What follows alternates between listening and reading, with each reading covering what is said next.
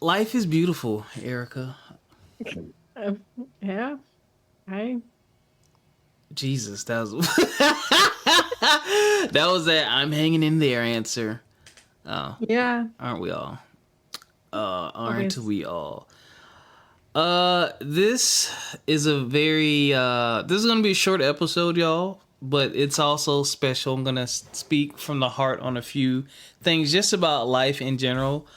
And then Erica's got some exciting life updates. I'm very proud of her. She'll share some, but not all, because we don't know y'all like that. But yeah, what is going on, everybody? It's your boy Rob, host of From My Experience podcast. Obviously, I'm not alone. I have to co-host this with the mostest. Hold on, let me let my seat down a little bit. There we go. Woo. Erica, what's going on? I that's the thing about adulting. Everything just keeps going on. No Yeah, matter what. and on and on and on, and it changes as you get older, man. Mm-hmm. Yeah, I'm gonna cue up the music. Y'all, we hope y'all been doing all right. I hope you've been taking care of yourselves physically, mentally, financially. We did miss y'all, man, but life was life, and I've been extremely tired. Erica has a bunch of good stuff, but busy stuff going on. So shout out to my boy, Coach Law, for holding me down with that episode. We had to let y'all hold that for a week, 2 weeks. But we are going to do a part 2. I'll see him tomorrow. We're going to be home for homecoming. And yeah, we're going to have to do a part 2 homecoming episode. And yeah. That's all I got to say about that. But we're going to get into a couple things today, man. But y'all been all right? Huh? We'll find out soon, I guess.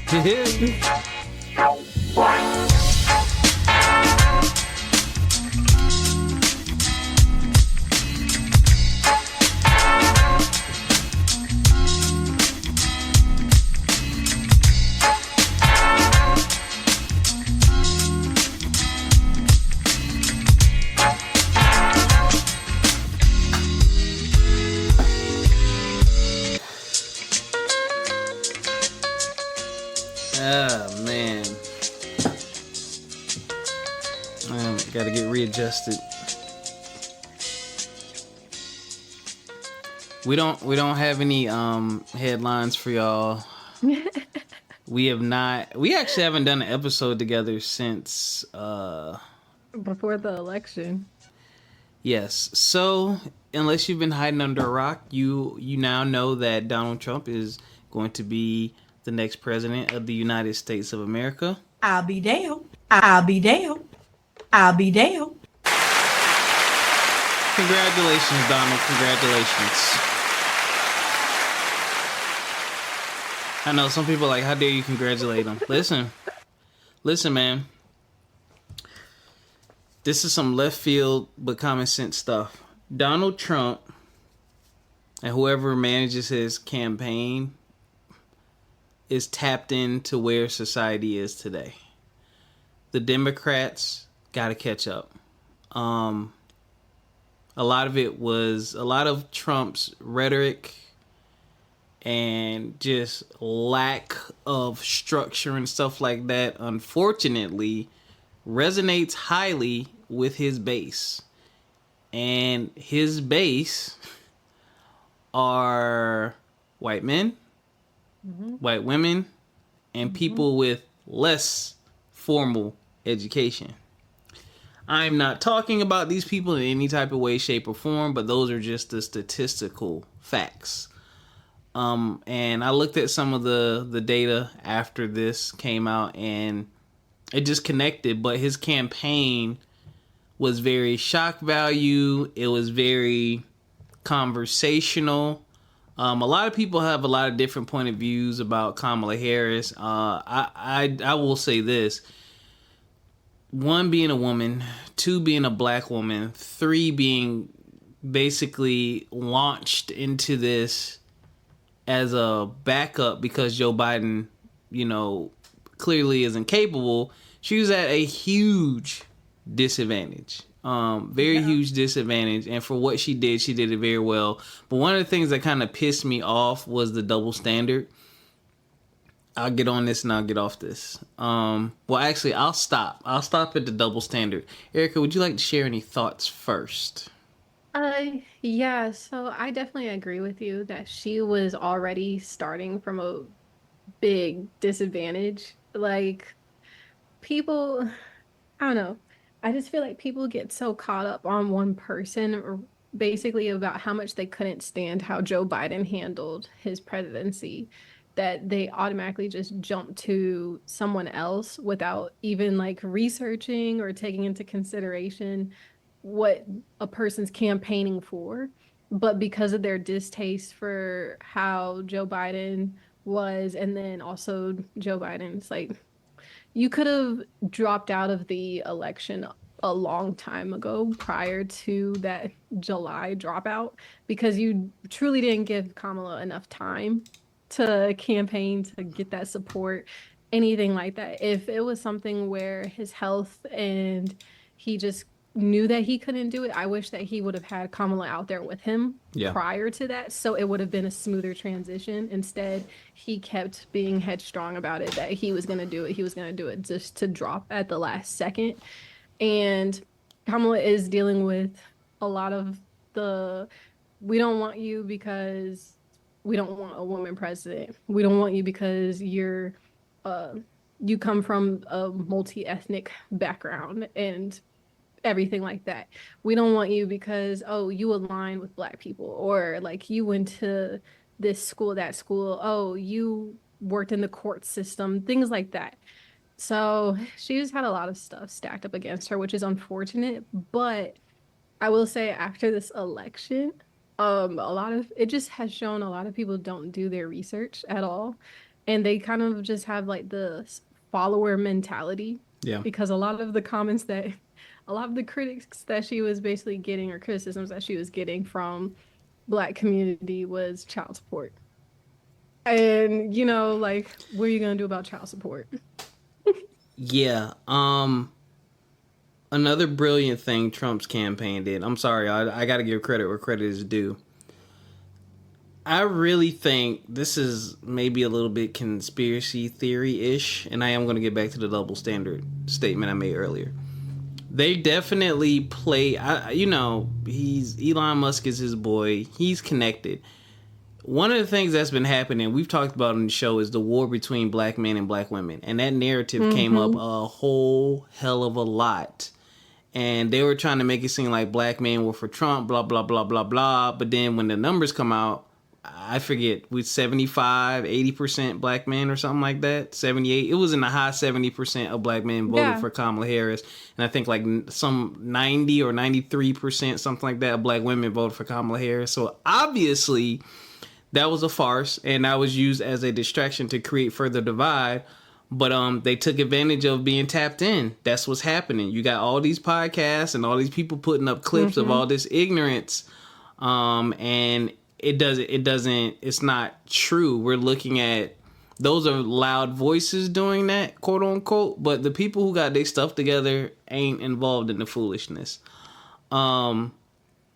But yeah, his campaign, man, it was definitely kick ass, and it covered up his shortcoming. Well, it didn't really cover up his shortcoming deficiencies. His base is just gonna ride with him regardless. But the double standards, and I don't remember all of them, but I'm a fan of Joe Budden and the Joe Budden podcast, and they were talking about some of the stuff she didn't do, and they said she didn't speak to black men, and I'm like, well, what did you want her to do? Like, all the stuff Trump did, Trump is standing next to, rappers and other figures, right?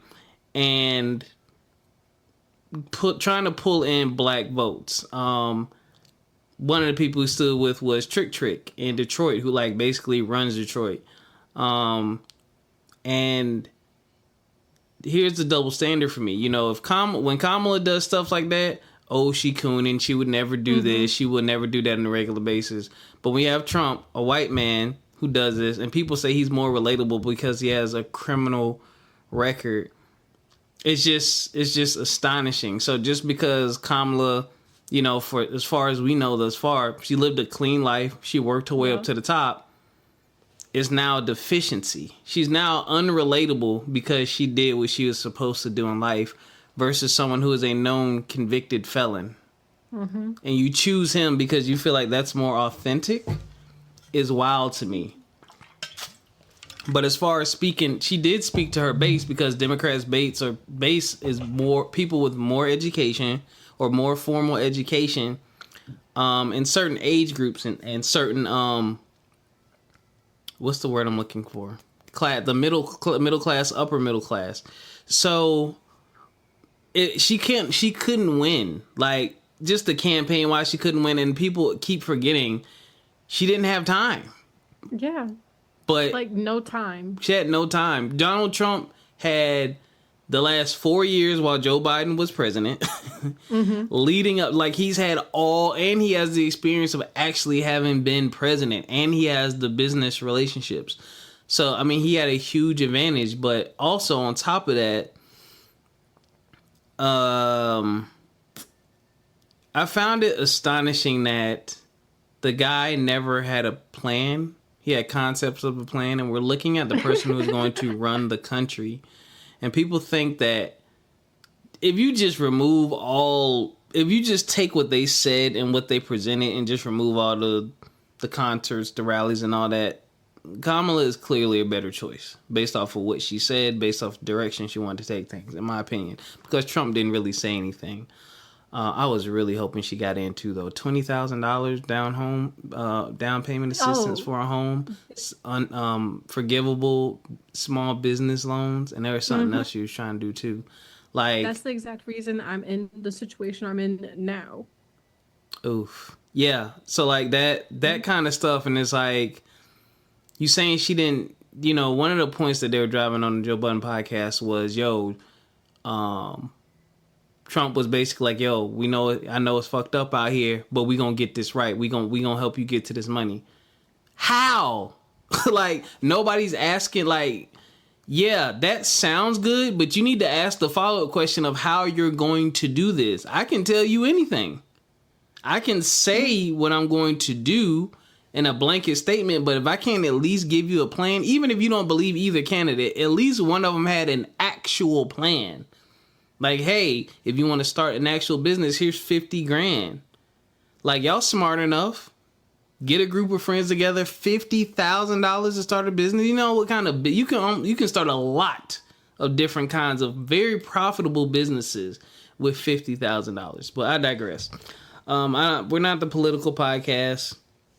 It was what it was, and Donald Trump is showing out. The people he's appointing to office have weird checkered pasts. I mean, they align with him greatly, and it is going to be a wild ride these next 4 years. It is going to be an absolute insane wild ride. I have no idea why he put Linda McMahon as whatever. Yes. What's her position? For the Department of Education. Vince McMahon's wife. Yes, Vince McMahon from WWE. Yes, that Vince McMahon who was disappeared among these allegations of sex trafficking and all this nasty stuff behind the scenes. She was listed in it too. I'll be damned. Didn't know that because I didn't follow it. But y'all just buckle up, yo. Dead ass, that's all we can do. Buckle up. Get ready for a wild ride.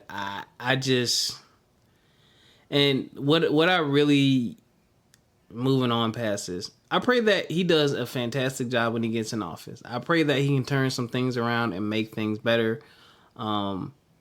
He has the opportunity to do so because he's going to be able to run the government because the Republicans won what they needed to win to actually be able to control votes and say so and policy and stuff like that. I think they have the House and the Senate, if I'm not mistaken. Yeah. So, yeah. There that is.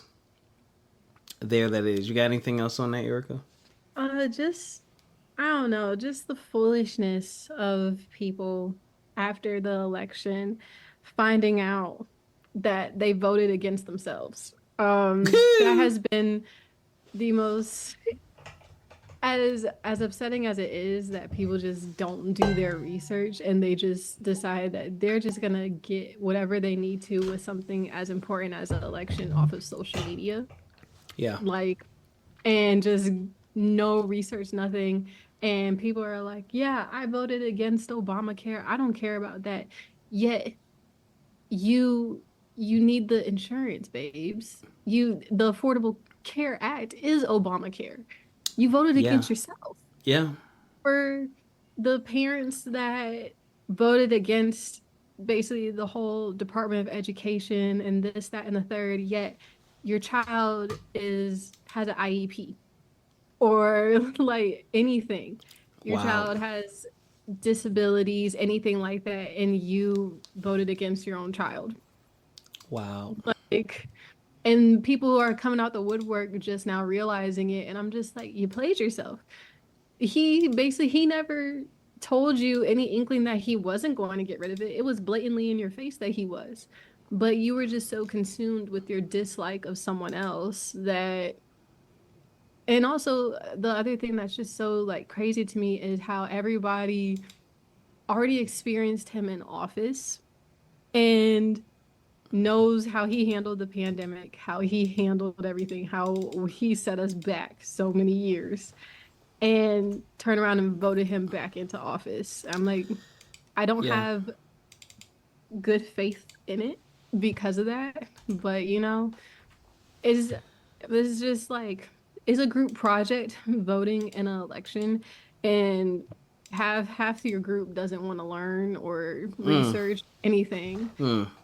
So I'm not surprised at the turnout because it gave me the same feeling as the 2016 election Mm-hmm. because people didn't want to vote for Hillary because she was a woman, this, that, and the third. And it was like it gave me the same feeling. And the night of the election, it was like, yeah, I was like, I'm not feeling too good about this because people are just so consumed and stuck in their ways. I was like, we've Yep. already experienced him one time, but here we go again. I was like, so he could wipe his criminal background. Love it. At that, don't get me started with that. I'll say this again. He's tapped in. Ericca just hit the nail on the head, myself included. I don't research politics and none of that stuff. That's why I don't delve too deep in it. I do go by what a lot of people probably go by as their experience. But I do come across some things, and if there's something that's talked about that I know will impact my life, I definitely do take a look at it because I've benefited from some things like student loan forgiveness, for example. So it does pay attention. But again, this is not an insult. Trump's base, less educated people who probably could care less. People who like the easily digestible and consumable stuff. They'll see a clip on social media and say, oh, that sounds good. I'm going to do that. They're not going to, even though most of us have a supercomputer in our pockets known as a cell phone that gives us access to anything we look for. It's dummy proof. You can literally hit a button now and just ask. You don't even got to type it anymore. You can just ask for what you want information on, and it'll give you multiple sources. But people won't do that. They'll go on social media, they'll see a clip from a person, and automatically assume it's true. Democrats, if you are listening, this is what y'all need to do. Charlamagne the God has said this a lot. You need to start disputing the facts. Like, yes, the Republicans have slung mud. Y'all need to, like, dispel the stuff like the handling of the pandemic. Obama did a interview on the Pivot podcast. Shout out to those guys. Shout out to my frat brother on there. Yo. He had an entire committee and a plan for pandemics. It was done. It was set. What to do, how to proceed, phases, stages. It was done. And when Trump got in office, he got rid of the committee. Therefore, he just trashed the plan. That's why it was handled the way it was handled. And all medical professionals have said millions of lives could have been saved. You know what I'm saying? And it's just like stuff like that. Stuff like that needs to be highlighted way ahead of time. And it needs to be put on Front Street. Hey, this is the guy you all are thinking about voting for. Here are the facts. Here are the facts. Put it out there in those public spaces so people can hear that, because if you just let them run with it and you want to play the whole, we go high, we'll let them go low, society has changed. Society has changed. You got to get a little combative now. So I'm gonna stop there. So, ladies and gentlemen, the Claflin University, the Claflin Panthers, Orangeburg, South Carolina. Our homecoming is this coming weekend.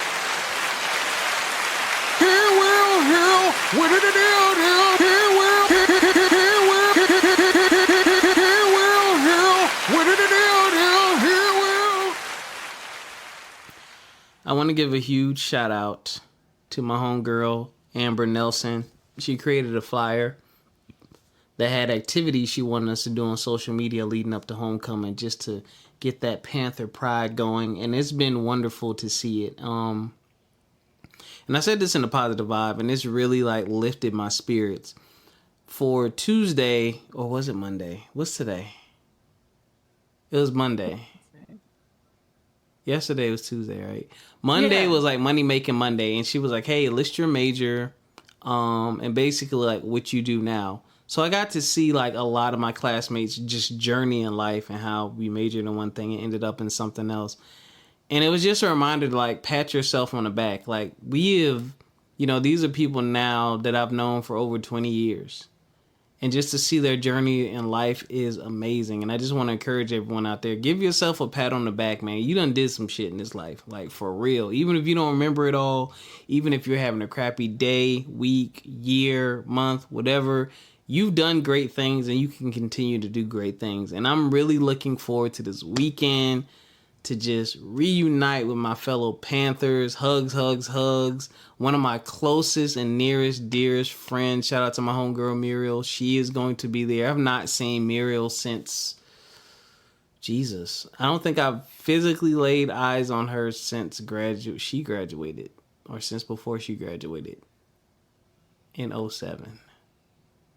But we still talk. We still text. That's the homie.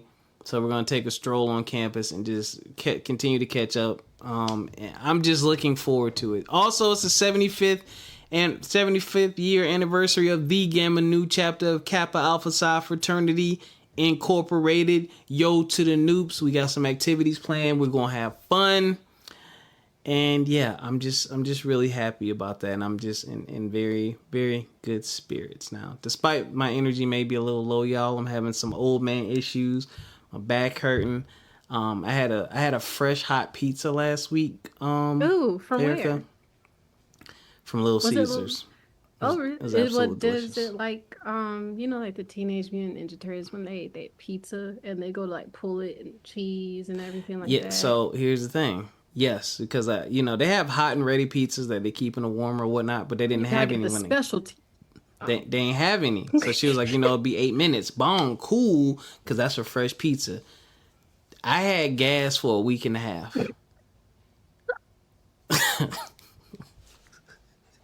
I'll be there. I'll be there. Gas, by far, is one of the worst things that becomes blatantly apparent as you get older. Because it's not the fact that you have gas that's coming out. Nobody cares about that. It's when it gets trapped. It's been in my back, my side. And you had to do them stretches, huh? Bruh, stretches. I'm burping. One day I lit my room up. I had to have the window. The window was open, bruh. I know. Team, I know. I'll be there. I'll be there. Window was open, bruh. I was in pain, man. And I'm like, yo, nothing is working. I was so upset. That pizza was good, though. But I got to start cutting back on. I really don't even do a lot of dairy. Cheese is the only dairy I really do like that. Everything else I do liquid-wise is non-dairy. Yeah, if it's not something sweet, it's either cheese or that. But anyway, I digress. Sorry. No. Homecoming season, though. Yes. It is here, and I look forward to seeing my fellow Panthers. And I just want to let y'all know I love y'all. Hope you're in good spirits. If you can't make it, I miss you. I love you too. Hope you can make it back sometime soon. Make sure you get on social media, tap in with us, send us messages and stuff like that. Send your friends messages. We're going to tap in with y'all from afar. Hell, we might even do some FaceTime stuff. But yeah, I just want to put that out there. I will say Little Caesars, I haven't eaten there since I was in high school. Because, I used to just walk from the high school, go over to Little Caesars and everything. But One of my friends who did work there, she said that you just put all the ingredients in a machine and press the button and it makes the pizzas. Really? So, yeah, I remember her telling me. Now, she used to work there, Me so too. that's what I'm saying. Like, I believed her when she said that to me. Because she used to work there and she said that you don't even touch the pizza. Like, you just put the stuff in and push the button and then it does it for you. Um, Yeah, and I only ever ate like their specialty pizzas, never anything from the hot and ready because that thing just be sitting. They cooked it at 12, you getting it at 4. Mm-mm, Yeah, no, see, they mm-mm. ain't supposed to do that. The hot and ready's, I forgot what the rule was. That's interesting. We had like yeah, we didn't have none of the automated stuff. I was still in college, so this was 2006. I was working there. Yeah, I mean, we made the dough Mm-hmm. fresh. Yeah, we made the. Did we make? Yeah, we made the dough from scratch, except for the thin crust. We made the pizza sauce. You know, you got the spice package, you got the water, and you got these big cans of tomato paste. And then yeah, it was just you stretch the dough in the pan, and all the toppings were just sitting there, kind of like at Subway. Like all the stuff is Mm, just sitting there, and you just put your mm-hmm. cheese on it. You just put your toppings and stick it in the oven. No machinery making it. That's interesting. Yeah. I remember her telling me that when I was like 15, I want to say, because this was back when I was in like marching band, and it was like you were on your own those Fridays before the football game to get your food, and we all had to like walk to like Little Caesars or Burger King. Bleh. But yeah, How dare you? I only like the chicken fries from Burger King. I like their burgers. I don't like the chicken fries anymore. Oh my gosh. That was like the only thing I ate from there. Their fries have a weird aftertaste now. I don't know if it's the fries or the Mm, grease. they don't change their grease. It might be the grease. Because I actually like the new fries over stove fries. I'm not really heavy on too many fast food places like that anymore. But Erica, I uh, think your life updates. Would you like to share? Oh my gosh, yes. So, it's crazy how this all happened this month, but I I kind of had a sit down moment with myself in October, and I kind of felt like me searching for a house was not in the cards for me at this age in my life right now. I felt like maybe I kind of jumped the gun a little bit. And especially with the election coming up too, I didn't want to risk what ended up happening where Kamala did not win and couldn't do that 25,000 for first time home buyers and everything like that, Mm-hmm. especially with student loans. And I started touring apartments in October, and I was like, okay, well, let's figure out, am I moving to the big city or not? And I realized how I don't really care to move to the big city. Because I'm like, yeah, I mean, I can always drive there. It's not that bad. That's the one thing about the DMV. It's like everything's accessible within like Yep. 30 minutes. So it's like you don't really need to pay to live in a shoebox, and I'm a person, I need a lot of space. I don't know why. I just have a lot of trinkets with me. Mm-hmm. I have a lot of trinkets. But I found an apartment. I had narrowed it down. I toured 4 different places. And I narrowed it down to my 2 places where I was thinking about going back to my original apartment that I had when I first moved back home from Richmond. And I was like, yeah, I mean, this is fine and everything, but they're gonna try to stick me in the old building. I want to be back in the new building where I was at the first time around. Oh God. Because I'll be damned. I don't want no maple style cabinets. I want the white cabinets with the granite countertops. I'll be damned. And I got tired of waiting and I toured another place the weekend after. And I absolutely loved it. And I was like, oh yeah. I said, this is the one. And then they said $75 for covered garage parking. And I forgot what else they said to me. It was a whole bunch of stuff. So it ended up becoming almost a like $4,500 apartment. I'll be damned. And I was like, girl, I was like, are you serious? And she said, yes, but it's not going to be that bad if you lock in at the 18-month lease. And I was like, 18-month lease, like it still equals 4,500 I'll be damned. a month. 40 $500 a month for an apartment Mm-hmm. is absolutely insane. Now, the apartment was nice. I'll give them that. And they had a rooftop with the little cabanas and everything like that. I was like, oh yeah, I could see myself out here. You would see the highway, the trees. But then I was like $4,500 a month. Like, and we not even in the city. Like, that doesn't make any sense. So I had to come to Jesus moment with my dad. And then we toured another apartment the week after. And I fell in love with this apartment that I am in now. So yeah. I moved out. I told my parents that I was getting a little too old to be hanging with them. Well, more like they told me I was basically aging myself hanging around with them. So I was like, fair enough. You right. I do be going to bed a little early, you know. It's I healthy. be it is healthy. I enjoy it, but they just were like, well, my dad more was like, yeah, like you're young, you don't get these years back. Like you don't want to like also we were watching Love is Blind at the time and there's this Oof. guy. He was 28. Did you watch Love is Blind? Absolutely not. Okay. They did so we were watching the DC season because it was the DC this past year that aired. And we were watching it, and there was this guy. He was 28, and he was living in his parents' basement.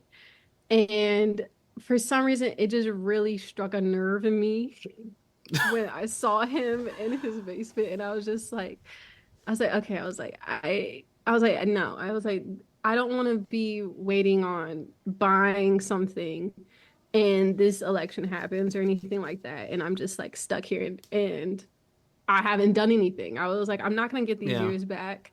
I was like, responsibilities would hit me in the face, and I wouldn't have any time to be selfish with myself and my time. So, and also I liked being on my own to begin with. I mean, I love my parents, I do, but I like being able to come and go as I please without having to say stuff, you know. Yep. Even now, like my mom's like, text me when you get to work. I'm just like, "Ugh, I really don't want to, but okay." I was like, I don't think you do this to my brother, but fine. Double standards, you Double know. standards. Yep. So, but yeah, I moved in at the beginning of the month, and apartment's still kind of trashed in a way because Of I course. I had to empty out my storage unit completely.